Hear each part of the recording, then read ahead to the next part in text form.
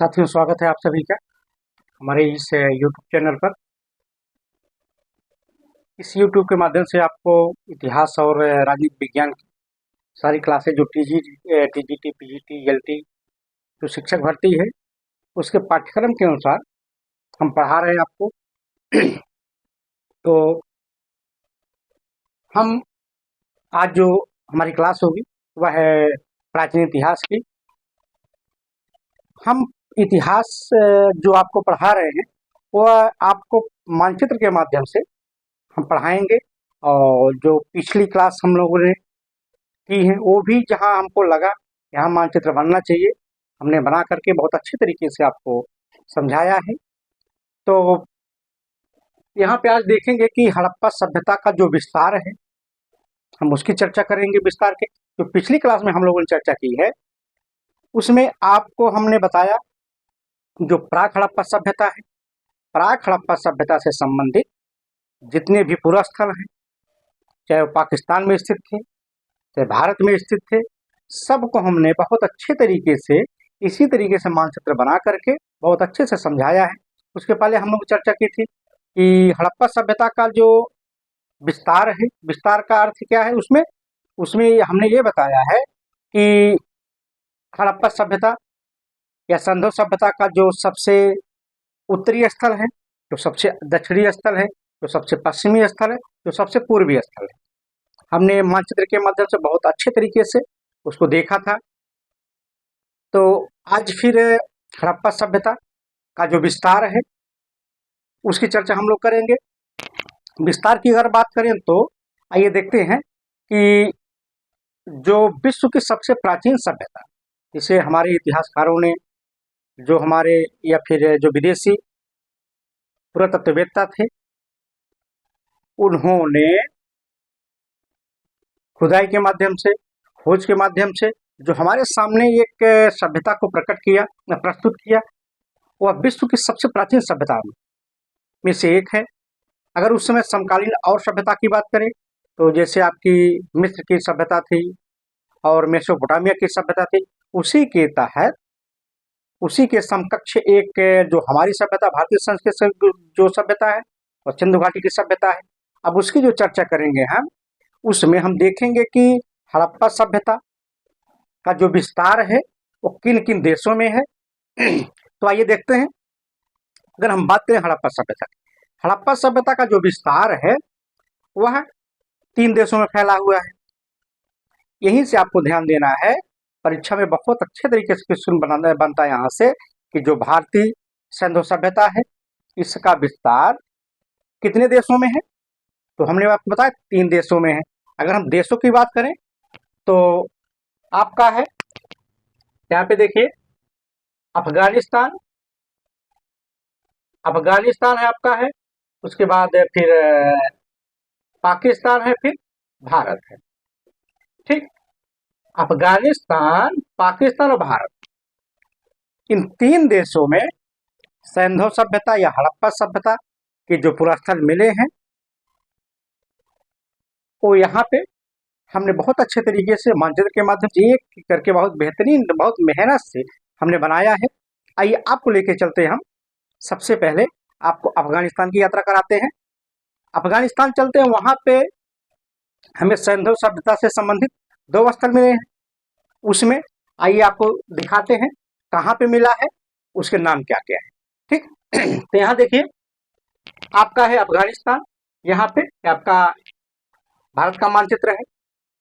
भारत के मानचित्र में आप जम्मू कश्मीर, यहाँ से ये आपके बगल में अफगानिस्तान पड़ता है, क्योंकि हमने अनुमानतः ये लगभग जो यहाँ पे बनाया है, लगभग दूरी और जो क्षेत्र है उसको हमने दर्शाने की कोशिश की है। तो यहाँ पे देखिए जो आपका जम्मू कश्मीर क्षेत्र, यहाँ से जो सबसे न्यूनतम दूरी है अफगानिस्तान की, लगभग 106 किलोमीटर है। ठीक, इतनी ही दूरी पर है। तो यहाँ से देखिए ये आपका अफगानिस्तान क्षेत्र यहीं पे है। अफगानिस्तान में देखते हैं हड़प्पा सभ्यता से संबंधित 2 स्थल मिले हैं। इसमें कौन से एक है आपका मुंडीगाग, एक स्थल आपका है मुंडीगाग, दूसरा स्थल आपका सुरतगई। ठीक, आपको ध्यान देना, अगर आप परीक्षा में पूछा जाता है कि अफगानिस्तान में स्थित हड़प्पा सभ्यता से संबंधित कौन सा स्थल है, तो आपका आंसर हो जाएगा,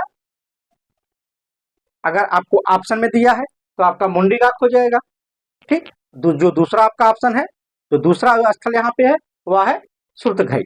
लेकिन कभी कभी क्वेश्चन थोड़ा और अंदर से पूछ लेता है, तो वो क्वेश्चन कैसे बनेगा, वहां पे पूछता है कि हड़प्पा सभ्यता का जो स्थल है अफगानिस्तान में स्थित किस दिशा में है, हिंद कुश पर्वत के किस दिशा में पर्वत है वहां पे। ठीक, वो यही पूछता है कि सैंधव सभ्यता का जो स्थल है कि जैसे मुंडिका के सुरतघई, यह हिंद कुश पर्वत के किस दिशा में है, तो ध्यान दीजिएगा यहाँ पे ये उत्तर दिशा में है।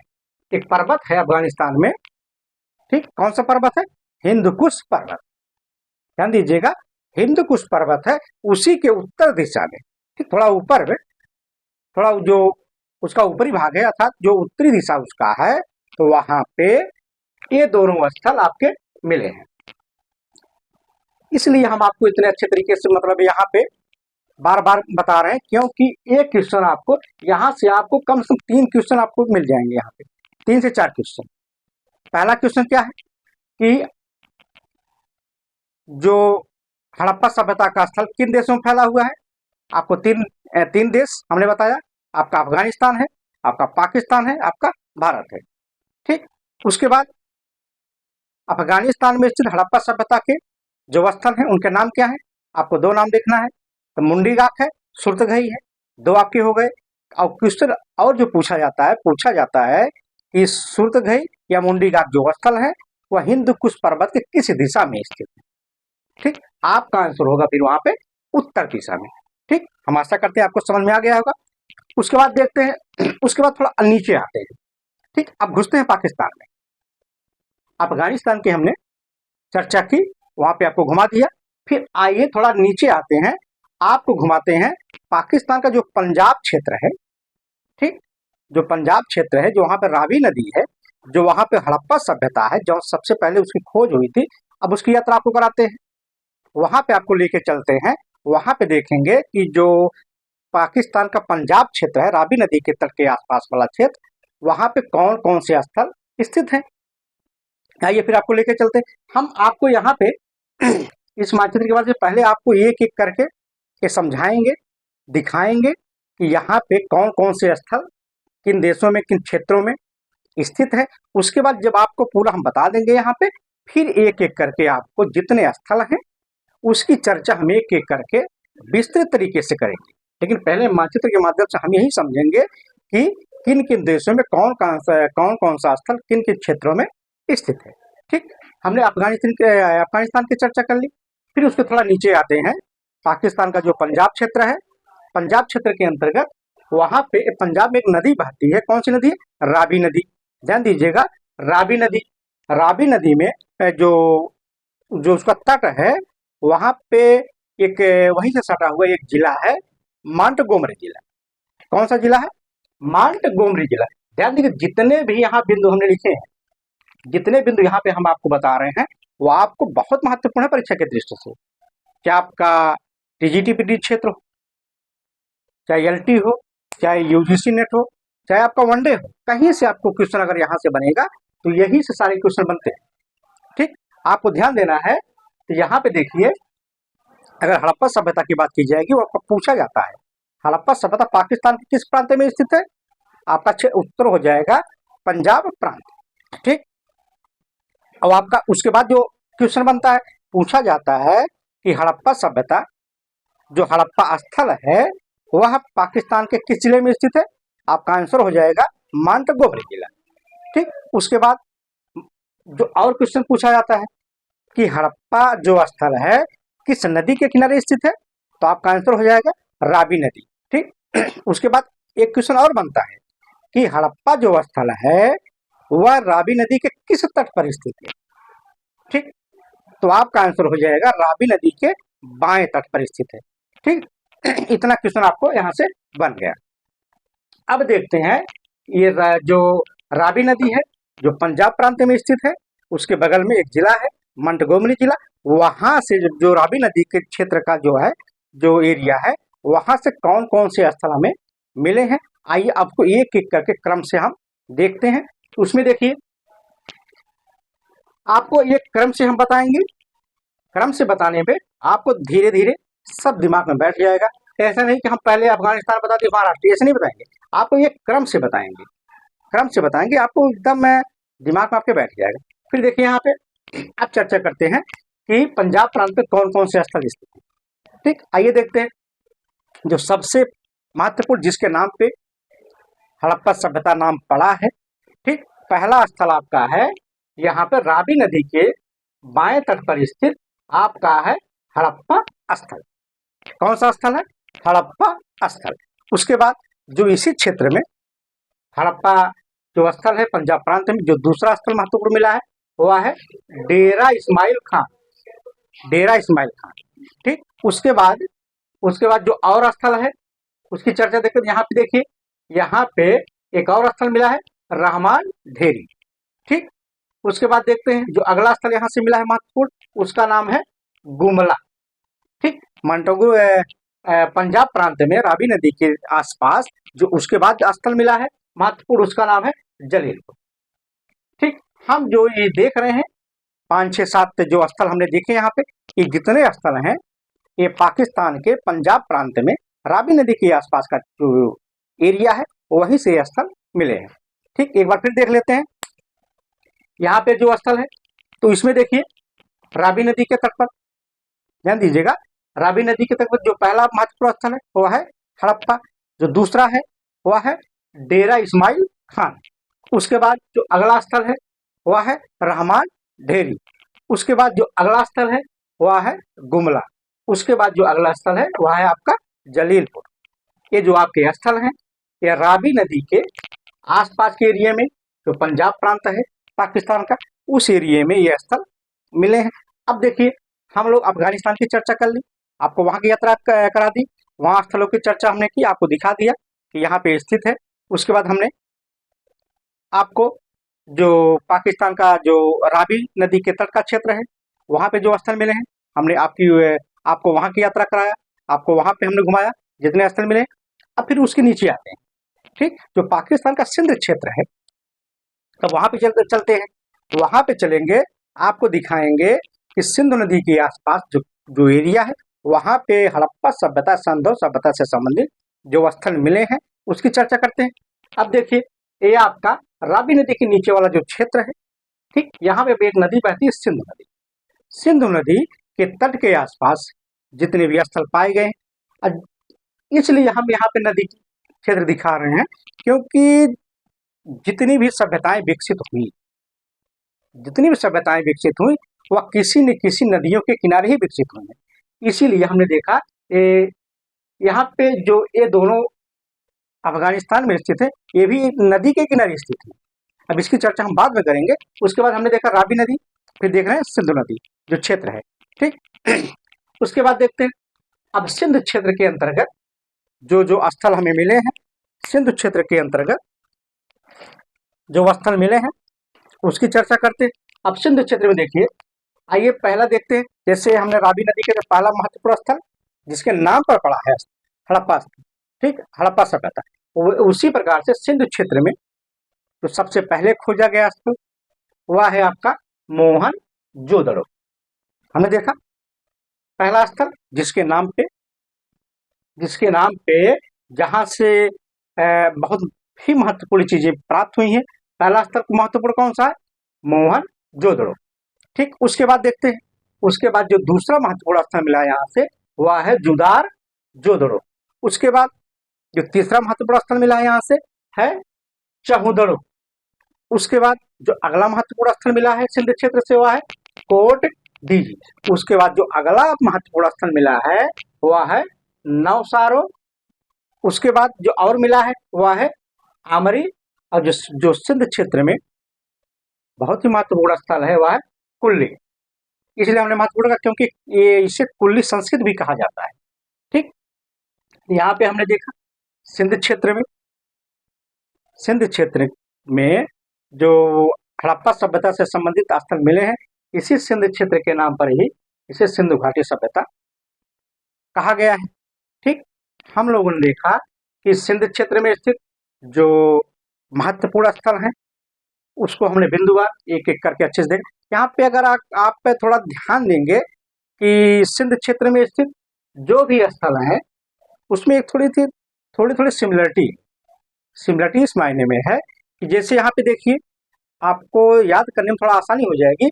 यहाँ पे थोड़ा ही ध्यान देना बस आपको। जैसे आप देखिए, जो दड़ो, ठीक, यहाँ पे है चहु दड़ो, ठीक, यहाँ पे आपका है मोहन जो दड़ो। मतलब दड़ो दड़ो तो जहां पे आपको मिलेगा समझ लीजिए 3 तो आपका फिक्स हो गया। ठीक, मोहन जो दड़ो, चहु दड़ो, उसके बाद जुदार जोड़ो, ये तीनों स्थल आपको सिंध क्षेत्र में ही मिलेंगे। ठीक, जो पाकिस्तान का सिंध क्षेत्र है वहां पे तीनों मिलेंगे। बाकी आप देख लीजिएगा, वहां पे फिर कोटदीजी है, नौसारो है, आमरी है, कुल्ली है, ये संस्कृतियां वहां पे आपको सिंध क्षेत्र में मिलेंगी। फिर आते हैं, हमने आपको यहाँ पे घुमा दिया, आपको दिखा दिया, आपको बता दिया कि सिंध क्षेत्र में कौन कौन से स्थल पाए गए हैं। उसके बाद आते हैं थोड़ा और नीचे, पाकिस्तान में ही थोड़ा और नीचे चलते हैं, आपको घुमाते हैं बलूचिस्तान क्षेत्र में। बलूचिस्तान क्षेत्र में आपको लेके चलते हैं, ये आपका दक्षिणी बलूचिस्तान क्षेत्र है पाकिस्तान का, वहां पे आपको लेके चलते हैं। इसके पहले हमने आपको जब विस्तार बता रहे थे तो वहां पे हमने बलूचिस्तान क्षेत्र की चर्चा की थी, क्योंकि वहां पे हमने देखा था कि सिंधु घाटी जो सभ्यता है उसका सबसे जो पश्चिमी क्षेत्र है वो कौन सा था, सुतकांगेडोर। ठीक, हमने चर्चा पीछे कर लिया, आपको थोड़ा जानकारी होगी यहाँ पे। यहाँ पे फिर आपको लेके चलते हैं, यहाँ पे आपको दिखाते हैं कि जो दक्षिणी बलूचिस्तान क्षेत्र वहां पे कौन कौन से स्थल स्थित हैं। तो यहाँ पे देखिए, जो दक्षिणी बलूचिस्तान क्षेत्र आपका है, यहाँ पे जो स्थल है उसमें कौन सा है, उसमें आपका पहला महत्वपूर्ण स्थल है सुतकांगेडोर। पहला कौन सा स्थल महत्वपूर्ण है, सुतकांगेडोर। उसके बाद दूसरा कौन सा महत्वपूर्ण स्थल है, सुतकाको, सुतकाको। उसके बाद आइए देखते हैं, फिर यहाँ पे मिला है बालाकोट, फिर आपको कौन सा मिला है, नोन दौरी, फिर आपका कौन मिला है, डाबरकोट। ठीक, यहाँ पे एक बार फिर देखते हैं दक्षिणी बलूचिस्तान क्षेत्र में जो पाकिस्तान में स्थित है, वहां पे जो स्थल मिले हैं सिंधु या हड़प्पा सभ्यता से संबंधित, उसकी चर्चा फिर देखते हैं एक बार। तो बलूचिस्तान क्षेत्र में सुतकांगेडोर, सुतकाको, उसके बाद आपका है बालाकोट, नौंदौरी, उसके बाद आपका है डाबरकोट। ठीक, हम लोगों ने भारत से बाहर जिन जिन क्षेत्रों में हड़प्पा सभ्यता या सिंधु सभ्यता से संबंधित जो स्थल मिले हैं उसकी चर्चा हमने बहुत अच्छे तरीके से देखा। ठीक, तो अब आपको हमने कहाँ कहाँ की यात्रा कराई, आपको लेके गए अफगानिस्तान। अफगानिस्तान में हिंदू कुश जो पर्वत है उसकी उत्तर दिशा में लेके गए थे हम आपको वहां पे बताया था, आपको दिखाया था कि सिंधु सभ्यता से संबंधित जो आपको पहला स्थल हमने बताया कि देखिए यहाँ पे आपका है मुंडीगा का स्थल है बच्चों। उसके बाद हमने आपको बताया कि देखिए मुंडीगा के बाद जो दूसरा स्थल आपका है सुरतगई। 2 स्थल हमने आपको अफगानिस्तान में दिखाया था। उसके बाद हम आपको लेके आए थे पाकिस्तान के जो आपका रावी नदी का जो क्षेत्र है, पंजाब प्रांत है, हमने आपको वहां पे लेके गया। आपको वहां पे जब लेके गया हमने वहां पे आपको बताया कि देखिए यहाँ पे आपको जो हड़प्पा सभ्यता से संबंधित जो स्थल मिले हैं बेटा, यहाँ पे देखिए पहला स्थल आपको हमने बताया, ये देखिए यहाँ पे आपका है मोहनजोदड़ो। जो दूसरा स्थल हमने बताया यह है आपका जुदारजोदड़ो। उसके बाद हमने बताया कि देखिए ये आपका स्थल है चहुदड़ो। उसके बाद आपको हमने बताया कि ये देखिए एक स्थल और है यहाँ पे, इसका नाम है कोटदीजी। उसके बाद हमने फिर आपको लेके गया, कहाँ लेके गया, नौसारो में। ठीक, नौसारो के बाद हम आपको वहां से फिर लेके गए हैं आपको आमरी क्षेत्र में। आमरी क्षेत्र के बाद वहां पे हमने आपको दिखाया, बताया, फिर आपको वहां से उठा करके हमने दूसरी जगह लेके गए। कहाँ लेके गए, आपको लेके गए कुल्ली क्षेत्र में। ठीक, जब हमने आपको यहाँ पे आपको घुमा दिया, फिर आपको वहां से थोड़ा आराम किया, खाया पिया, फिर वहां से आपको लेके गए फिर आपको दक्षिणी बलूचिस्तान क्षेत्र। आपको जब दक्षिणी बलूचिस्तान क्षेत्र में हम लेके गए, फिर आपने पूछा सर यहाँ पे कौन कौन से स्थल हैं, तब हमने आपको बताया देखिए बेटा यहाँ पे जो दक्षिणी बलूचिस्तान क्षेत्र है, यहीं पे हमने आपको पहले बता चुके हैं कि यहाँ पे सिंधु सभ्यता का सबसे पश्चिमी स्थल आपको मिला है। ठीक, लेकिन बच्चों ने कहा कि सर यहाँ पे और भी स्थल मिले हैं, तब हमने आपको उनको बताया देखिए बेटा यहाँ पे आपको सुतकांगेडोर के बाद जो और भी स्थल मिले हैं, यहाँ पे सुतकाको है। ठीक, तो बच्चों ने कहा और उसके बाद हमने कहा देखिए सुतकाको के बाद एक और महत्वपूर्ण स्थल है बालाकोट। बालाकोट के बाद उसके बाद नोंदौरी। ठीक, फिर हमने बताया एक एक करके, उसके बाद मिला एक आपको लास्ट में लेके गए डाबरकोट क्षेत्र में। हमने बच्चों को बताया कि आपको बताया कि देखिए दक्षिण बलूचिस्तान क्षेत्र में इतने महत्वपूर्ण आपको स्थल मिले हैं। ठीक, जहां से सिंधु सभ्यता हड़प्पा सभ्यता का जो साक्ष्य है यहीं से मिला है, जहां से हमें ये एहसास हुआ कि हमारी जो सभ्यता है वह है दुनिया की सबसे प्राचीन सभ्यता है, सबसे विकसित सभ्यता थी, सबसे खूबसूरत सभ्यता थी। ठीक, इसलिए हमने इसकी चर्चा की, क्योंकि पहले का जो भारत था 1947 के जो पहले का भारत था, फिर उसके पहले का जो भारत था, ठीक, तो उसमें जो अखंड भारत की बात करते हैं उसमें आपका अफगानिस्तान क्षेत्र भी था, पाकिस्तान क्षेत्र भी था और भारत का क्षेत्र भी था। हम उस समय की चर्चा कर रहे हैं, आज के क्षेत्र की चर्चा नहीं कर रहे हैं। इसीलिए हमने कहा उसके बाद जब हम लोग यहाँ पे चर्चा कर लिए, फिर आपको अब लेके चलते हैं आज के जो भारत है इसकी चर्चा करते हैं कि भारत में किन किन राज्यों में हड़प्पा सभ्यता या सिंधु सभ्यता का जो साक्ष्य मिला है, कहाँ कहाँ मिला है, आइए आप उसको देखते हैं। तो सबसे पहले आपको हम लेके चलेंगे, हमने इसके पहले बताया था विस्तार में कि सिंधु सभ्यता का जो सबसे उत्तरी जो क्षेत्र है, जो सबसे उत्तरी स्थल है कौन सा था आपका स्थल था वहां पे जम्मू कश्मीर में एक स्थल है आपका मांडा।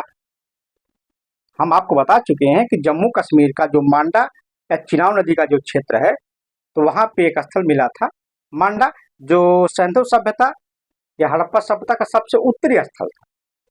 ठीक, उसके बाद जम्मू कश्मीर के बाद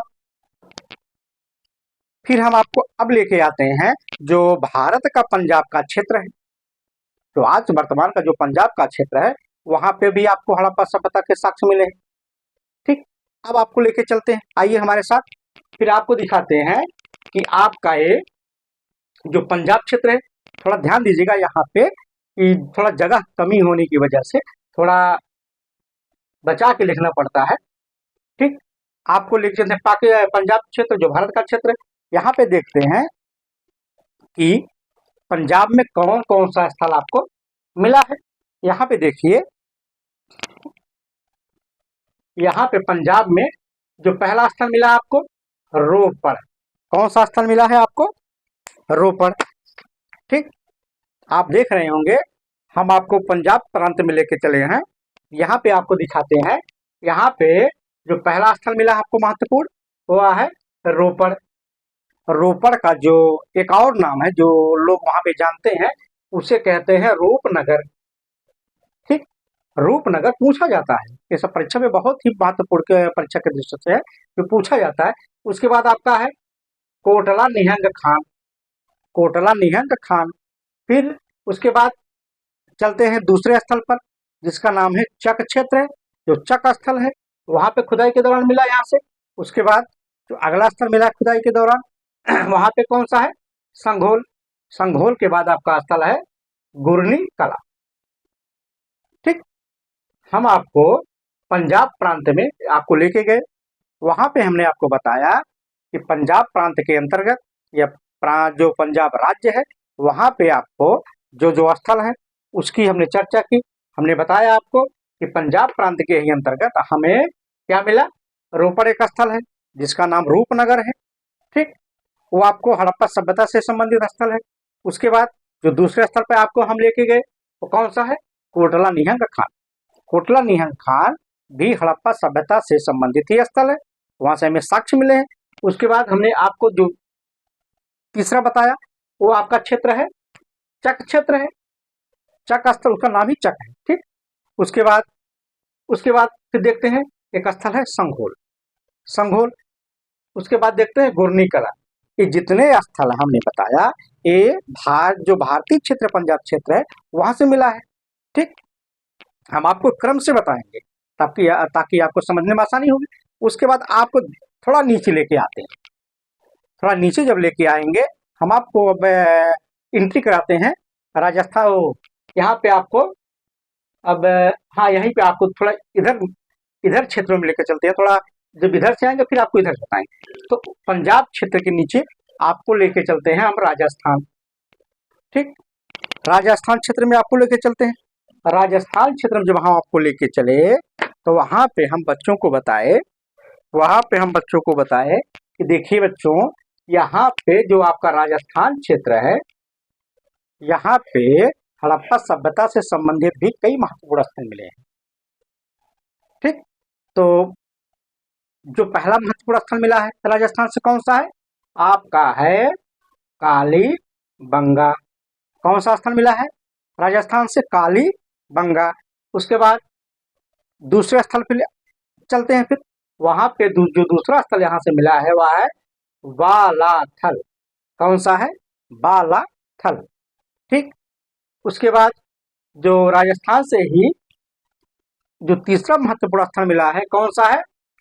तरखान वाला डेरा। थोड़ा नाम अजीब होगा लेकिन समझ लीजिएगा, तरखान वाला डेरा ये कहाँ पे स्थित है? आपका राजस्थान क्षेत्र में स्थित है। ठीक, अगर आपसे पूछे कि तरखान वाला जो डेरा स्थल है जो हड़प्पा सभ्यता से संबंधित है, सैंधव सभ्यता से संबंधित है, वह भारत के किस राज्य में स्थित है? आप फटाक से बता दीजिएगा भैया कि वह राजस्थान क्षेत्र में स्थित है। ठीक, एक बार फिर देख लेते हैं राजस्थान क्षेत्र में स्थित जो स्थल है कौन कौन से हैं आपके? कालीबंगा, बालाथल और उसके बाद तरखान वाला डेरा। ठीक, इतने स्थल आपको राजस्थान में क्षेत्र में हमने घुमाया, हमने बताया वहां पे। उसके बाद थोड़ा नीचे आते हैं, फिर आपको लेके चलते हैं हम गुजरात क्षेत्र में। जब गुजरात चलेंगे तो गुजरात में आपको बहुत सारे स्थल मिलेंगे। तो वहां पे समुद्री किनारा। ठीक, जब समुद्री किनारे के पास चलेंगे तो वहां पे आपको ढेर सारे स्थल मिलेंगे। तो वहां पे हम आपको बताएंगे कि इस जो गुजरात क्षेत्र है वहां पे जो समुद्री किनारा है जिसे एक खंभात की खाड़ी कहते हैं, दूसरे का कच्छ का रण, इन दो क्षेत्रों में हम आपको बताएंगे कि यहाँ पे कच्छ के रण में कौन कौन से स्थल मिले हैं। ठीक, आपको ध्यान देना, परीक्षा में पूछा जाता है कि गुजरात के कच्छ के रण में स्थित कौन सा हड़प्पा कालीन स्थल है, या खंभात की खाड़ी में स्थित हड़प्पा सभ्यता से संबंधित कौन सा स्थल है। ठीक, इसीलिए हम आपको बता रहे हैं कि जब आपको गुजरात लेके हम चले तो वहां पे आपको हम दो क्षेत्रों में घुमाएंगे। पहले क्षेत्र में आपको लेके चलेंगे हम खंभात की खाड़ी वाले क्षेत्र में। जब आपको वहां पे हम सब कुछ बता देंगे, हाँ बेटा यहाँ पे एक पूरा स्थल है, यहाँ पे है, यहाँ पे है, उसके बाद फिर आपको हम लेके चलेंगे जो कच्छ का रण है वहां पे लेके चलेंगे। वहां पे हम बताएंगे यहाँ पे ये पूरा स्थल, यहाँ पे ए, यहाँ पे ए। ठीक, अब देखते हैं यहाँ पे गुजरात क्षेत्र में हम लोग आए। गुजरात क्षेत्र के अंतर्गत हम अब देखेंगे कि पहले हम आपको लेके चलते गुजरात क्षेत्र में जो समुद्री किनारा है वहां पे आपको देखिए, यहाँ पे हमने डिवाइड किया है, थोड़ा समझने में आसानी हो जाएगी। तो पहले आपको लेके चलते हैं खंभात की खाड़ी वाले क्षेत्र में। किस क्षेत्र में आपको लेके चलते हैं? खंभात की खाड़ी वाले क्षेत्रों में। अब देखते हैं खंभात की खाड़ी का जो क्षेत्र है जो गुजरात में है वहां पे उसके जो आसपास का क्षेत्र है वहां पे सिंधु सभ्यता से संबंधित कौन कौन से स्थल मिले। उसमें जो आपको पहला जो आपको हम बताने जा रहे हैं उसमें आपको हम बताएंगे पहला कौन सा है बेटा? वहां पे पहला है आपका रंगपुर। रंगपुर आपका खंभात की खाड़ी क्षेत्र में स्थित है, ध्यान दीजिएगा, परीक्षा में पूछा जाता है। उसके बाद आपका कौन सा है? रोजदी। रंगपुर, रोजदी, फिर आपका है लोथल। ठीक, उसके बाद आपका है कुंतासी, फिर आपका है नागेश्वर, उसके बाद आपका है प्रभास पाटन, फिर आपका है शिकारपुर। कौन सा? शिकारपुर। यहाँ पे आपको ध्यान देना है कि जो पहला स्थल है महत्वपूर्ण है, वह आपका खंभात की खाड़ी में स्थित। ध्यान दीजिए, खंभात की खाड़ी में कौन स्थित है? रंगपुर स्थित है, रोजदी स्थित है। उसके बाद आपका लोथल जो बहुत ही महत्वपूर्ण स्थल है, तो बहुत ही बार पूछा गया, बंदरगाह के रूप में पूछा जाता है, तटीय नगर के रूप में पूछा जाता है। ठीक, लोथल है। उसके बाद आपका कुंतासी क्षेत्र है। ठीक, उसके बाद आपका नागेश्वर क्षेत्र है, फिर आपका है प्रभास पाटन क्षेत्र है, फिर आपका है शिकारपुर। ये जितने स्थल आपको मिले हैं, ये आपको जो खंभात की खाड़ी गुजरात क्षेत्र में है वहां पे मिले हैं। लेकिन आप जो यहाँ पे हमने आपको बता दिया, फिर आपको लेके चलते हैं जो गुजरात के कच्छ का रण का क्षेत्र है। ठीक, वहां पे चलते हैं। वहां पे हमें 3 ही महत्वपूर्ण स्थल मिले। कितने? 3 मिले हैं। आपको 3 जरूर याद कर लेना है। ठीक, पहला कौन सा है? आपका है धौलावीरा। कौन सा है? धौलावीरा। उसके बाद आपका है सुरकोटदा। कौन सा है? सुरकोटदा। फिर आपका है देसलपुर। ये 3 स्थल अगर आप याद कर लिए कच्छ के रण का, पहला धौलावीरा, दूसरा सुरकोटदा, तीसरा आपका है देसलपुर। कि अगर हम 3 आपको याद कर लिए, पहला आपका है धौलावीरा, दूसरा आपका है सुरकोटदा, तीसरा आपका है देसलपुर। अगर 3 स्थलों को जो कच्छ के रण के क्षेत्र में स्थित है, अगर तीनों हम याद कर लिए तो आपको फिर समझने में थोड़ा आसानी हो जाएगी कि 3 के अलावा जितने भी स्थल आपको मिले हैं गुजरात क्षेत्र में, वो कहाँ मिले? खंभात की खाड़ी में मिले। कहाँ मिले हैं? खंभात की खाड़ी में मिले हैं। बस आपको यहाँ पे थोड़ा ध्यान देना है। कच्छ के रण का क्षेत्र आपको याद ही कर लेना है, लेकिन आपको इसे भी अच्छे तरीके से पढ़ना है। ठीक, कि खंभात की खाड़ी में कौन से स्थल मिले हैं। ठीक, उसके बाद आपको देखते हैं, उसके बाद फिर आपको घुमाते हैं। ठीक, गुजरात के नीचे आपको लेके चलते हैं महाराष्ट्र। महाराष्ट्र चलते हैं। महाराष्ट्र में हमने आपको बताया था, जो हम सिंधु सभ्यता का विस्तार पढ़ा रहे थे, उसके अंतर्गत हमने आपको बताया था कि सिंधु सभ्यता का जो सबसे दक्षिणी स्थल है, आपको कहाँ स्थित है? वो हमने बताया था, वो आपका है महाराष्ट्र में दायमाबाद। कहाँ बताया था हमने? महाराष्ट्र के दायमाबाद क्षेत्र में। इसकी चर्चा हमने विस्तृत रूप से की थी कि नदियों किनारे स्थित है। प्रवरा नदी जो की थी उसकी नदी किनारे स्थित है। उसके बाद हम महाराष्ट्र तक आपको एक एक करके हमने यहाँ से एक क्रम से शुरू किया। ठीक, अफगानिस्तान, सिंध क्षेत्र, बलूचिस्तान क्षेत्र। उसके बाद हम आपको क्रम से दिखा रहे हैं कि जम्मू कश्मीर, राजस्थान, गुजरात, फिर महाराष्ट्र। ठीक, उसके बाद अब फिर हम आपको लेकर चलते हैं सीधा ऊपर। अरे एकदम ऊपर नहीं, मतलब भारत के हरियाणा क्षेत्र में आपको लेकर चलते हैं। आपको हम भारत के हरियाणा जो क्षेत्र है, राज्य है, वहां पे लेके चलते हैं। हरियाणा राज्य में आपको दिखाएंगे कि यहाँ पे देखिए, ये आपका हरियाणा क्षेत्र है। आपका हरियाणा क्षेत्र यहाँ पे थोड़ा उत्तर प्रदेश के ऊपर ही है। ठीक, यहाँ पे आपको हरियाणा क्षेत्र के अंतर्गत अब हम आपको बताएंगे कि यहाँ पे देखिए, यहाँ पे जो हमें हड़प्पा सभ्यता से संबंधित जो स्थल मिले हैं, उनमें कौन सा है आपका? उसमें आपका है राखी गढ़ी। पहला महत्वपूर्ण कौन सा है? राखी गढ़ी। दूसरा आपका कौन सा है? सिसवल। उसके बाद हम आपको बता रहे हैं जो तीसरा स्थल है महत्वपूर्ण, वह है कुणाल। ठीक, उसके बाद आपका कौन सा है? मिताथल। फिर आपका है बाल। उसके बाद आपका है बनावली। ध्यान दीजिए, यहाँ पे हमने जो स्थल बताए हैं, ये आप देखेंगे कि ये स्थल कहाँ पे स्थित है? आपका हरियाणा क्षेत्र में स्थित है। यहाँ पे ध्यान दीजिए, राखी गढ़ी है, इसकी चर्चा बाद में करेंगे, लेकिन बता देते हैं सिंधु सभ्यता का सबसे बड़ा स्थल है। ठीक, सबसे बड़ा स्थल है। लेकिन यहाँ पे देखिए, फिर चर्चा करते हैं जो हरियाणा क्षेत्र है, वहां पे सिंधु घाटी सभ्यता से संबंधित जो स्थल है, उसमें आपका है राखी गढ़ी। उसके बाद आपका है सिसवल। फिर आपका है कुणाल। उसके बाद आपका है मिताथल। फिर आपका है बालू। फिर आपका है बनावली। यहाँ पे हमने जितने स्थल बताए वो सब हरियाणा क्षेत्र के अंतर्गत थे। ठीक, उसके बाद देखते हैं अब हम आपको उत्तर प्रदेश लेके चलते हैं। उत्तर प्रदेश में हम आपको बताएंगे कि हड़प्पा सभ्यता से संबंधित जो सबसे पूर्वी स्थल हम आपको बता चुके हैं, वही आपके उत्तर प्रदेश में स्थित है। उत्तर प्रदेश में कहाँ स्थित है? जो मेरठ का जिला है वहीं पे एक स्थान है आलमगीरपुर। आलमगीरपुर आलमगीरपुर जो क्षेत्र है, जो पूरा स्थल मिला है, वह किस नदी किनारे स्थित हमने बताया था? वो स्थित था हिंडन नदी के किनारे। ठीक, अब देखते हैं, यहाँ पे हम देख रहे हैं, यहाँ पे उत्तर प्रदेश में, ये आपका उत्तर प्रदेश है। ठीक, यहाँ पे इसको हम यहाँ पे एरो लेके आए हैं, जगह कम होने की वजह से समझाने के लिए यहाँ पे लिखे हैं। इसमें आपको जो मेरठ का आपका क्षेत्र है, यहाँ पे मेरठ है आपका, मेरठ के क्षेत्र के अंतर्गत जो जिला है मेरठ, वहां पे हड़प्पा कालीन जो स्थल मिला है वह है आलमगीरपुर। आलमगीरपुर इसलिए महत्वपूर्ण है क्योंकि सिंधु सभ्यता का सबसे पूर्वी स्थल है। ठीक, परीक्षा में पूछा जाता है कि हड़प्पा सभ्यता का सबसे पूर्वी स्थल कौन सा है, तो आपका उत्तर होगा आलमगीरपुर।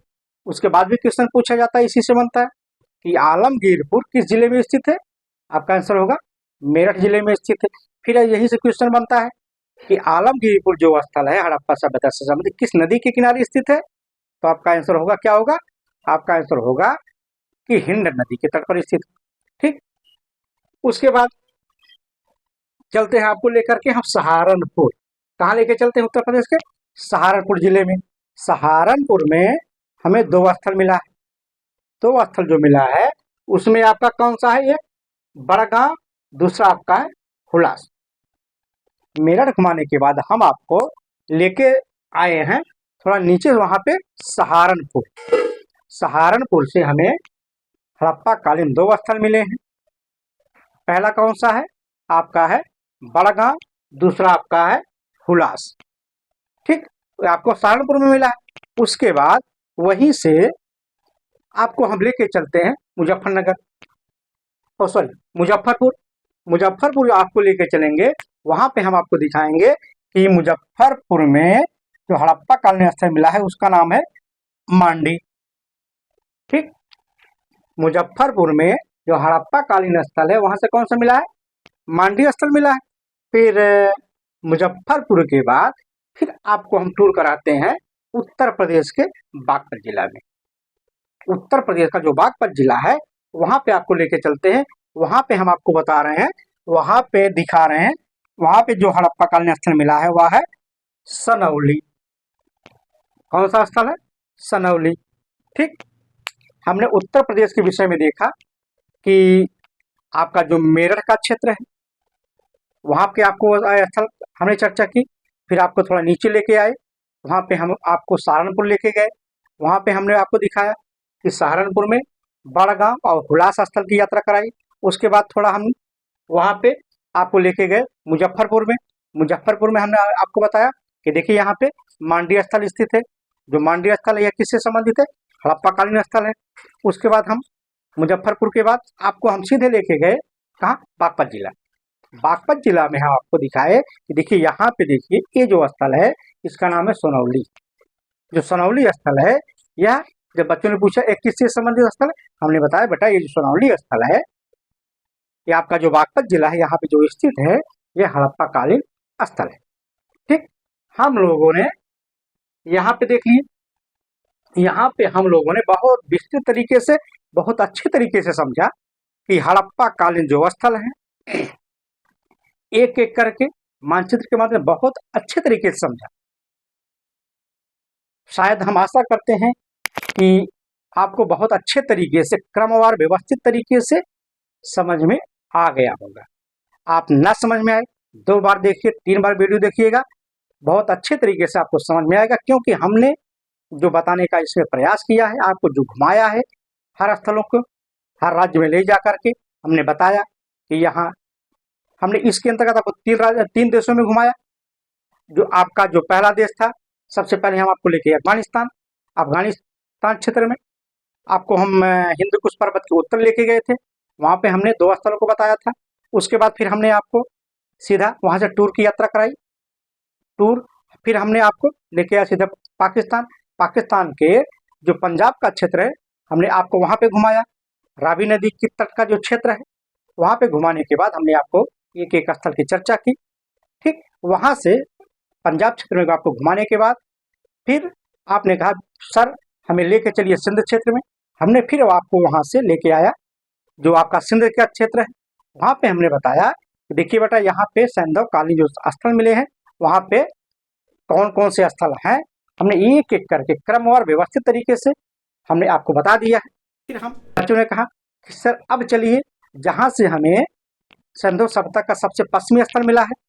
हमने बच्चों से पूछा कौन सा क्षेत्र हुआ आपका है, तो बच्चों ने बताया सर आपने बताया था कि यह कौन सा क्षेत्र है, बलूचिस्तान क्षेत्र सर है। तो बलूचिस्तान में हमने आपको बताया कि कौन कौन सा स्थल स्थित है।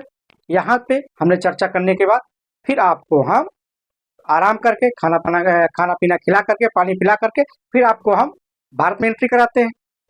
जब भारत में हमने एंट्री कराया तो सबसे पहले बच्चों को लेके गए हम कहाँ, भारत के पंजाब के क्षेत्र में। ठीक, जब भारत के पंजाब क्षेत्र में गया तो हमने आपको बताया कि कौन कौन सा स्थल स्थित है। उसके बाद हम क्रमवार थोड़ा नीचे आए, फिर आपको राजस्थान क्षेत्र में घुसाया। जब राजस्थान क्षेत्र में हमको गए तो वहाँ पे बच्चों ने पूछा सर इस जो रेगिस्तान क्षेत्र यहाँ पे कौन कौन सा स्थल मिला है। तो हमने आप उनको घुमाया कि देखिए बेटा यहाँ पे ये स्थल है, हमने क्रमवार उसको बताया। फिर राजस्थान घुमाने के बाद हम आपको सीधा गुजरात क्षेत्र में लेके गए। गुजरात क्षेत्र में हमने जो बताया वहाँ पे जो 2 खाड़ियाँ मिली हैं, एक आपका जो खंभात की खाड़ी है, उसके बाद जो दूसरा कच्छ कारण है, हमने उसकी चर्चा की।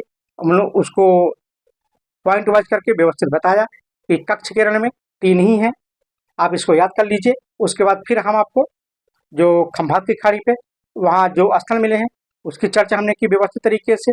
उसके बाद हम फिर आपको फिर ऊपर लेके गए। फिर आपको हमने हरियाणा के क्षेत्र में जितने स्थल आपको मिले हैं हमने उसकी चर्चा की। तो हरियाणा के क्षेत्र में बच्चे ने पूछा सर यहाँ पे हम सुने हैं कि यहाँ पे सैंधव सभ्यता का सबसे बड़ा स्थल मिला है।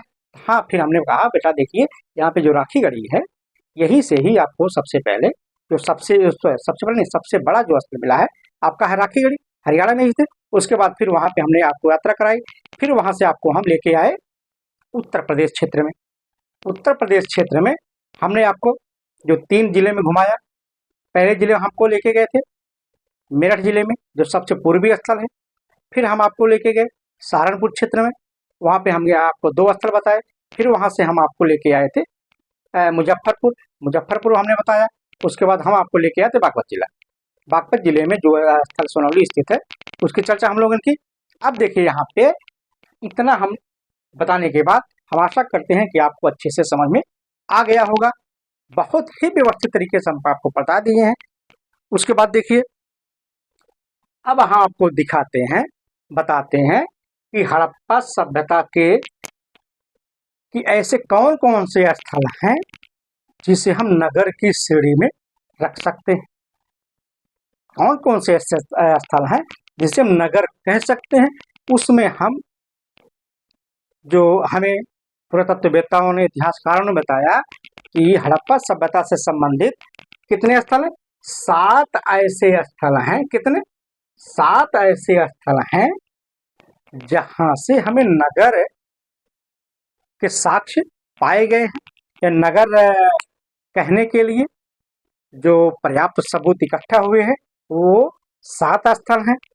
अब देखते हैं पूछा जाता है कि हड़प्पा संबंधित कितने स्थल ऐसे हैं जिसे हम नगर कह सकते हैं, तो आपका आंसर होगा 7 हैं।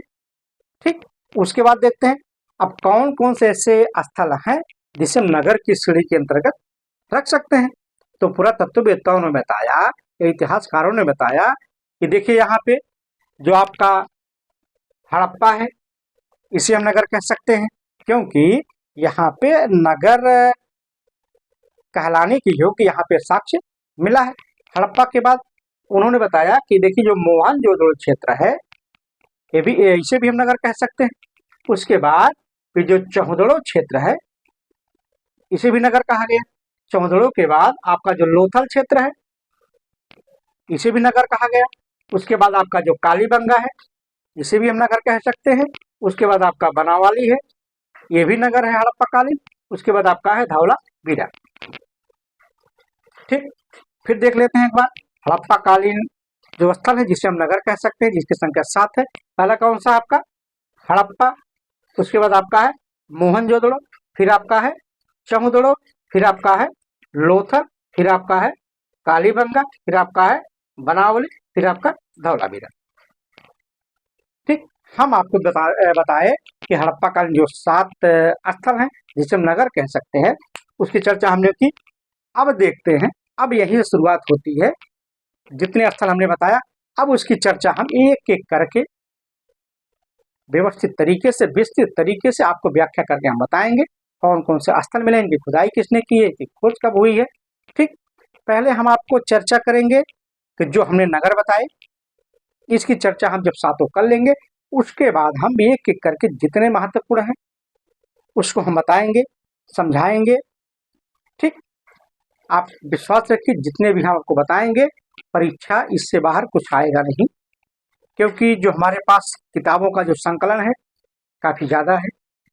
हम सारी किताबों को पढ़ते हैं, समझते हैं, फिर जो महत्वपूर्ण लगता है उसको लिख करके हम आपको समझाने की कोशिश कर रहे हैं। तो आइए, जो सबसे पहले नगर है हड़प्पा कालीन स्थल में, तो संधव कालीन स्थल में, तो आपका है हड़प्पा स्थल। कौन सा स्थल है? हड़प्पा स्थल। हड़प्पा स्थल, अब देखते हैं यहाँ पे, अगर हम इसकी स्थिति की बात करें, स्थिति हमने चर्चा की, पाकिस्तान का जो पंजाब क्षेत्र है, पंजाब क्षेत्र में जो रावी नदी तट है, ठीक, उसके बाएं किनारे, ध्यान दीजिएगा, परीक्षा में पूछा जाता है। अब देखिए, आप जो विस्तृत चर्चा हम कर रहे हैं कि हड़प्पा कालीन जो स्थल है, जो हड़प्पा स्थल है, सॉरी हड़प्पा जो स्थल है, इसकी स्थिति कहाँ पे है? रावी नदी के बाएं तट पर। कहाँ पूछा जाता है, ध्यान दीजिएगा, किस किस तट पर है? बाएं तट पर स्थित है। ठीक, बाएं तट पर स्थित है। कौन सा प्रांत है? आपका पंजाब प्रांत है। फिर कौन सा जिला है? मंटगोमरी जिला है। ठीक, ये आपको हमने बता दी इसकी स्थिति के विषय में। अब बताते हैं इसके जो खोज करता है कौन है और कब हुआ। इसके जो खोज करता है, उन्होंने सबसे पहले 1921 ईस्वी में, कब? 1921 ईस्वी में, 1921 ईस्वी में सबसे पहले एक पुरातत्ववेत्ता है, उनका नाम है दयाराम साहनी। क्या नाम है उनका? दयाराम साहनी। ध्यान दीजिएगा, दयाराम साहनी। दयाराम साहनी ऐसे पुरातत्ववेत्ता हैं जो हमें पूरी दुनिया में गर्व कराने वाला एक ऐसा सभ्यता, या फिर एक ऐसी सभ्यता खोज के दिया जिससे हम अपने आप को गर्व से कह सकते हैं कि हमारे पास दुनिया की सबसे पुरानी सभ्यता है, सबसे विकसित सभ्यता, सबसे खूबसूरत सभ्यता है। ठीक, दयाराम साहनी। दयाराम साहनी 1921 ईस्वी में हड़प्पा स्थल पर जाते हैं, उसकी खोज करते हैं। अब उसके बाद जो खोज की है कि उन्होंने लगा कि यहाँ पे कोई सभ्यता हो सकती है। ठीक, उसके बाद दयाराम साहनी फिर 1923-24 ईस्वी, खोज तो 1921 में उन्होंने किया, लेकिन जो उसकी खुदाई हुई थी, कब हुई थी इसका खनन? 1923 या 24 में। 1923 में शुरू किए होंगे, 24 तक गया होगा, इसीलिए 1923 और 24 ईस्वी में। 1923 और 24 ईस्वी के अंतर्गत दयाराम साहनी ने हड़प्पा सभ्यता का उत्खनन किया। भाई ये तो उत्खनन करता थे, लेकिन अगर हम बात करें किसके निर्देशन में किए थे, भाई इनका जो मालिक है, जिनके कहने पे आए थे, उनका नाम क्या था? उनका नाम था मार्शल। क्या नाम था? पूछा जाता है कि दयाराम साहनी हड़प्पा सभ्यता की जो खोज किए हैं उसका नेतृत्व करता कौन है? तो आपका उत्तर होगा कि मार्शल महोदय है। कौन, क्या नाम उनका?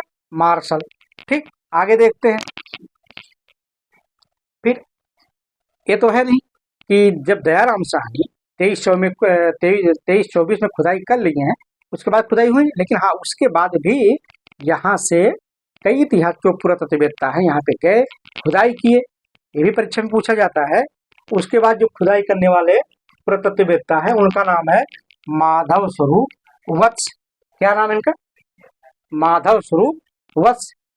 उसके बाद फिर समय आता है 1946 ईस्वी का। 1946 ईस्वी में आप यहाँ पे आते हैं। 1946 ईस्वी में मार्टिमर हुइलर महोदय 1946 ईस्वी में जाते हैं कहाँ? हड़प्पा क्षेत्र में। हड़प्पा जो स्थल मिला है वहाँ पे गए। उन्होंने भी वहाँ पे खुदाई की, वहाँ से उन्हें साक्ष्य मिला है। ठीक।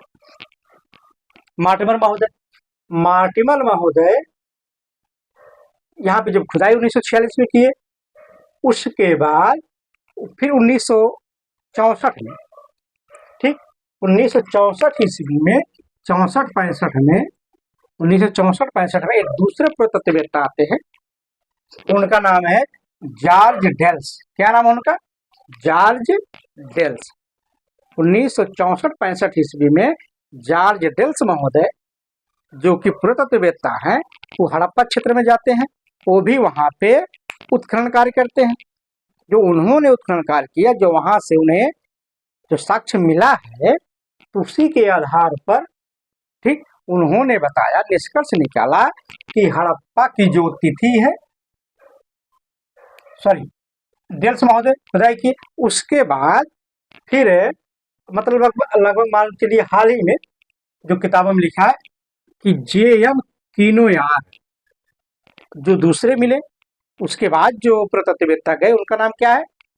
उनका नाम है J.M. कीनोयार। क्या नाम है? J.M. कीनोयार। और दूसरे का क्या नाम है? दूसरे पुरातत्ववेत्ता का नाम है मीडो। ठीक, J.M. कीनोयार और मीडो, इन्होंने भी हड़प्पा के जो क्षेत्र, पुरस्थल के क्षेत्र में गए, वहां पे जो इन्होंने भी खुदाई की, और इन्होंने जो पाया वहां से उत्खनन के दौरान, उन्होंने उसके आधार पे हड़प्पा जो सभ्यता है, जो उसकी तिथि निर्धारित की है, कितनी बताई यहाँ पे? 3300 BC। J.M. कीनोयार और मीडो महोदय जो हड़प्पा सभ्यता या जो हड़प्पा स्थल है, जो उसको खुदाई किए, जो वहां से उनको साक्ष्य मिला है, उसी के आधार पर उन्होंने अध्ययन किया। उन्होंने बताया कि जो हड़प्पा सभ्यता है लगभग 3300 ईसा पूर्व पुरानी हो सकती है। ठीक। उसके बाद आप देखते हैं, हमने यहाँ पे देखा, अब देखते हैं कि हड़प्पा के जो स्थल है उसके आधार पर विभिन्न विद्वानों ने किन किन नामों से इन्हें पुकारा है। ठीक। अब देखते हैं कि हड़प्पा के उपनाम, तो देखते हैं हड़प्पा को क्या कहा गया? ध्यान दिए, परीक्षा में बहुत ही महत्वपूर्ण प्रश्न है। जो उपनगर है, जितने हम आपको बता रहे हैं, बहुत ही महत्वपूर्ण है। यहाँ पे देखिए, हड़प्पा को क्या कहा? तोरण द्वारका नगर कहा गया है। जो हड़प्पा है, अगर आपसे पूछा जाए कि तोरण द्वारका नगर किस स्थल को कहा गया है, तो कौन सा है? हड़प्पा है। ठीक, क्या है? तोरण द्वारका नगर। ठीक। फिर देखते हैं कि जो दूसरा नाम इसका है, इसे और किन नामों से जाना गया? तो हड़प्पा को सिंधु सभ्यता का अर्ध औद्योगिक नगर कहा गया है। ध्यान दीजिएगा, यहाँ पे जो सिंधु सभ्यता है, जो वहां पे हड़प्पा स्थल है, उसे क्या कहा गया है? अर्ध औद्योगिक नगर कहा गया। क्या कहा गया? अर्ध औद्योगिक नगर कहा गया है। उसके बाद और देखते हैं, अब आगे हैं एक विद्वान है, एक जो मान विद्वान ही इतिहासकार हैं, पुरातत्ववेत्ता है, उनका नाम है पिगट। क्या नाम है? परीक्षा में पूछा जाता है कि पिगट महोदय का नाम बहुत बार आता है। किन बिंदुओं के अंतर्गत आता है इनका नाम? ये बताते हैं कि हड़प्पा और मोहनजोदड़ो सभ्यता है, स्थल है, या क्या है? आपस में जुड़वा राजधानी है। पिगट महोदय ने बताया कि हड़प्पा और मोहनजोदड़ो ये दोनों जुड़वा राजधानी है। किसने बताया? पिकेट महोदय ने बताया। ठीक, आगे देखते हैं। फिर आगे हैं मार्टिमर व्हीलर। मार्टिमर व्हीलर महोदय जो हड़प्पा सभ्यता की जो खुदाई किए थे 1946 ईस्वी में, उन्हें जो वहां पे मिला उसकी तुलना उन्होंने तो 1946 में जो इन्हें साक्ष्य मिला है मार्टिमर व्हीलर महोदय को, इन्होंने इसकी सिमिलरिटी की है। कहाँ से की है? ऋग्वेद में एक वर्णित है हरयूपिया। उन्होंने देखा कि जो हरयूपिया जो ऋग्वेद में वर्णित है, जो हरयूपिया है, उसकी पहचान उन्होंने हड़प्पा सभ्यता के रूप में की है। परीक्षा में पूछा जाता है कि हरयूपिया जो शब्द है या स्थान है, उसकी पहचान मार्टिमर व्हीलर महोदय ने किससे की है? तो हड़प्पा से की है। ठीक, उसके बाद देखते हैं हड़प्पा। हमने देखा इसके उपनाम क्या है, किन किन विद्वानों ने, किन किन इतिहासकारों ने इसके किन किन किन नामों से जाना है। ठीक, इसे या फिर किन किन नामों से जाना गया। अब देखते हैं हड़प्पा सभ्यता की क्या क्या विशेषताएं। हड़प्पा सभ्यता की विशेषता की बात करें यहाँ पे, तो इसकी जो विशेषता है यह क्या है? प्रशासनिक नगर जैसा है। क्या है? प्रशासनिक नगर जैसा प्रतीत होता है। उसके बाद प्रशासनिक नगर होगा तो वहां पे सुरक्षा की व्यापक व्यवस्था भी होगी। आज भी देख लीजिए, जहां पे पूरा प्रशासन रहता है वहां पे सिक्योरिटी काफी टाइट होती है, उसकी जो सुरक्षा दीवार बनती है काफी मजबूत बनती है। ठीक, वही है कि जो हड़प्पा है, यहाँ पे जो नगर है, जो उसका प्रशासनिक नगर है, ठीक, काफी व्यवस्थित बसा था, काफी अच्छे से सजाया गया था, बसाया गया था। वहां पे जो जो दूसरा क्या विशेषता है वो क्या है? उसकी सुरक्षा व्यवस्था काफी व्यापक थी। उसके बाद देखते हैं और क्या इसकी विशेषता हो सकती है। जो हड़प्पा के उत्तर और पश्चिम दिशा में, ध्यान दीजिएगा, हड़प्पा के उत्तर दिशा और पश्चिम दिशा, उत्तर और पश्चिम दिशा में प्रवेश व निकासी के 2 दरवाजे लगे थे। ध्यान दीजिएगा, हड़प्पा सभ्यता का जो हड़प्पा सभ्यता का स्थल है, वहां पे उत्तर दिशा और पश्चिम दिशा, यहाँ पे जाने के लिए और निकलने के लिए 2 दरवाजे लगे थे। ठीक, उसके बाद देखते हैं फिर अब जो यहाँ पे जो महत्वपूर्ण यहाँ पे मिला है साक्ष्य, क्या मिला है कि हड़प्पा स्थल के जो यहाँ पे घर मिले हैं, सभी घरों में शौचालय का साक्ष्य मिला है। क्या मिला है? शौचालय का साक्ष्य मिला है। यही महत्वपूर्ण इसकी विशेषता है। ठीक, हमने विशेषता की चर्चा की। उसके बाद हम देखते हैं यहाँ पे जो महत्वपूर्ण साक्ष्य मिले हैं, अब उसकी चर्चा कर लेते हैं और क्या क्या साक्ष्य यहाँ से मिले हैं। तो यहाँ पे देखते हैं हड़प्पा टीले की अगर बात करें, सबसे पहले उल्लेख किसने किया था? सबसे पहले इसका उल्लेख चार्ल्स मैसन महोदय ने किया। हड़प्पा जो टीला है, सबसे पहले इसका उल्लेख किसने किया? चार्ल्स मैसन महोदय ने। कब किया? 1826 ईस्वी में किया। हड़प्पा टीले का सर्वप्रथम उल्लेख चार्ल्स मैसन महोदय ने 1826 ईस्वी में किया।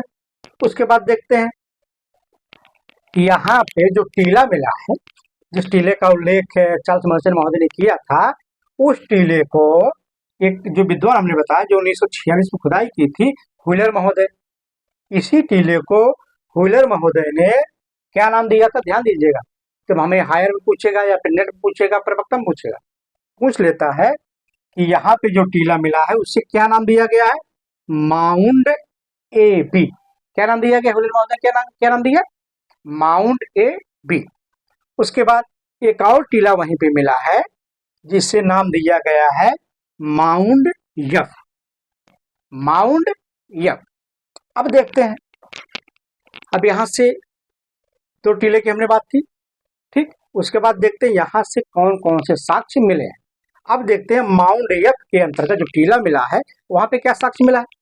माउंट यफ से अनाज कूटने का, जो अनाज कूटा जाता है, तो यहाँ से यफ से 18 वृत्ताकार चबूतरा मिला है। कितना? 18 वृत्ताकार चबूतरा मिला है। जो माउंट एफ है, जो माउंट टीला जिसे नाम दिया गया है, एफ नाम है, वहां से धान कूटने की या फिर अनाज कूटने की जो चबूतरा मिला है, कितना मिला है? 18 मिला है। उसके बाद देखते हैं हड़प्पा से बहुत बार क्वेश्चन पूछा गया है कि श्रमिकों का आवास या मकान कहाँ से मिला है? हड़प्पा से मिला है। कितने मिले हैं? अगर संख्या की बात करें तो कुल मिलाकर 15 मकान मिले हैं। हड़प्पा से कुल 15 मकानों वाला श्रमिक आवास मिला है। उसके बाद देखते हैं अगले बिंदु पे। अगला बिंदु क्या है? छह खानों की 2 पंक्तियों में अर्थात 12 इकाइयों में बटा अन्नागार मिला है। अगर जैसे समझे इसे, 6 क्या है? मान लीजिए पूरा एक क्षेत्र है, ठीक, इससे 1 हुआ, 2 हुआ, 3 हुआ, 4 हुआ, 5 हुआ, 6 हुआ, ठीक। उसके बाद 1 2 3 4 5 6, ठीक। यहाँ पे देखिए कि जो 2 क्षेत्र है, ठीक, वहीं पे है कि 2 पंक्ति है। पहले पंक्ति आपकी ए हो गई, दूसरी पंक्ति आपकी ए हो गई, कि पहली पंक्ति में 6, दूसरी पंक्ति में 6 है, उसके बाद दोनों मिलाकर के 12, ठीक। यहाँ पे देखिए 6 खानों को की 2 पंक्तियों में अर्थात 12 इकाइयों बटा अन्नागार है। ये क्या है? आपका अन्नागार है। क्या मिला यहाँ पे? ये अन्नागार है। उसके बाद देखिए जो और महत्वपूर्ण मिला है, यहाँ पे ओखली मिली है। एक ओखली मिली है, ओखली पर जले हुए गेहूं और जौ की भूसी का साक्ष्य मिला है, ठीक। आप ध्यान दीजिएगा, यहाँ से हड़प्पा से एक ओखली मिली है जिस पर जले हुए गेहूं और जौ की जो भूसी होती है उसका साक्ष्य मिला है। उसके बाद आगे देखते हैं जो अन्नागार मिला है यहाँ से हड़प्पा से, उसका जो दरवाजा था, भाई दरवाजा अन्नागार में घुसने के लिए दरवाजा तो होगा ही, तो जो दरवाजा लगा था वह किस दिशा में खुलता था? वह उत्तर दिशा में खुलता था। उत्तर दिशा में एक नदी बहती थी, उसी नदी की ओर यह खुलता था, ठीक। पूछा जाता है कि हड़प्पा सभ्यता में जो हड़प्पा स्थल से जो अन्नागार मिला है वह किस दिशा में खुलता था? उसका दरवाजा तो उत्तर दिशा में एक नदी थी, वहीं पे इसका खुलता था। उसके बाद देखिए, अब ध्यान दीजिए, बहुत बार ये बहुत ही महत्वपूर्ण क्वेश्चन है, इसे हम वेरी इंपॉर्टेंट कह सकते हैं, ठीक, वेरी इंपॉर्टेंट कह सकते हैं। इसमें क्या है? देखिए R37 और यचार कब्रिस्तान, यहाँ पे 2 कब्रिस्तान मिले हैं जिसको पुरातत्ववेत्ताओं ने नाम दिया है। क्या नाम दिया है? R37।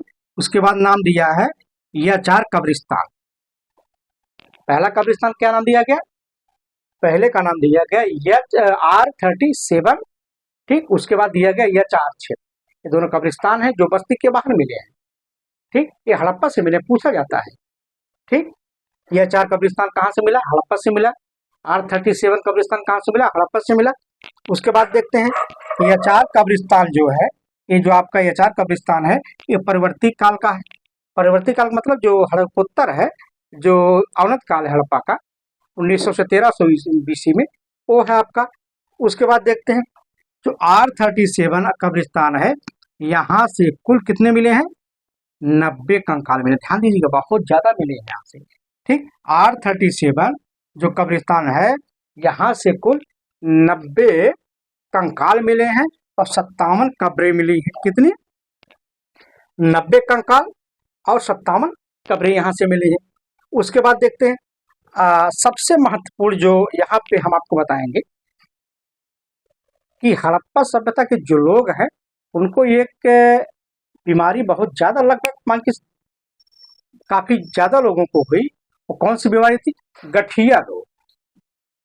गठिया रोग के जो हड़प्पा सभ्यता के लोग थे बहुत ज्यादा संख्या में पीड़ित थे।